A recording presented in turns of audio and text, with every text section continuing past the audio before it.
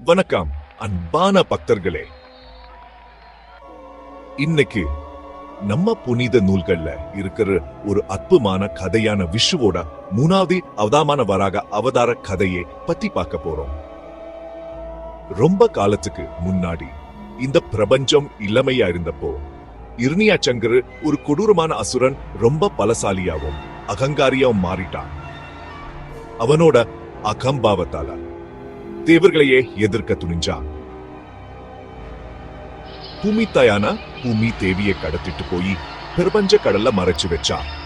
பூமி இருளில் மூழ்கியதும் தேவர்கள் பயத்திலும் விருத்தியிலும் ஆழ்ந்தாங்க. பூமி தேவியை யார் காப்பாத்துவாங்க? பிரபஞ்சத்தோர் சமநிலையை யார் மீட்டெடுப்பாங்க?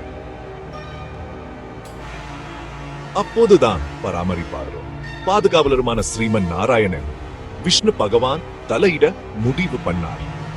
அவர் ஒரு பெரிய வலிமையான வராக ரூபம் எடுத்தார்.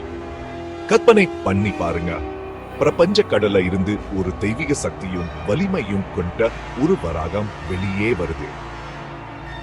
உறுதியான கண்களும் சூரியன் மாதிரி மின்னும் கொம்புகளுமா வராகம் கல்லுக்குள்ள முக்குலி சீட்டுச்சு.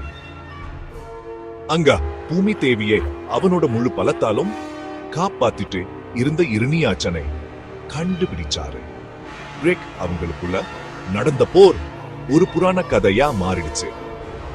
1000 வருஷமா ரெண்டு பேரும் சலைக்காம் போராடினாங்க. அவங்க கோபத்தா பிரபஞ்ச கடல் குந்தளிச்சது. பிரபஞ்சத்தோட அடித்தல்மே நடுங்குச்சு. ஆனா வராகம் அவருடைய தெய்வீக நோக்கத்தாலையும் அசைக்க முடியாத உறுதியாலையும் அசுரனை வென்னுட்டாரு. கடைசியா ஒரு பெரிய தாக்குலால இரணியாச்சனை கொன்று பிரபஞ்சத்துல அமைதியை மீட்டு எடுத்தாரு. வெற்றி பெற்ற வராகம் பூமி தேவியை தன்னோட கொம்புகளை தூக்கி தண்ணிக்கு மேல மெதுவா கொண்டு வந்தாரு. பூமி காப்பாற்றப்பட்டது, சமநிலையும் மீட்டெடுக்கப்பட்டது.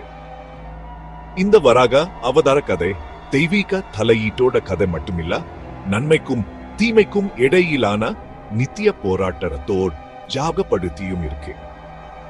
எவ்வளவு கஷ்டமான சூழ்நிலையிலும் தர்மம் எப்பவும் வெல்லும்னு இந்த கதை நமக்கு கத்துக் கொடுக்குது.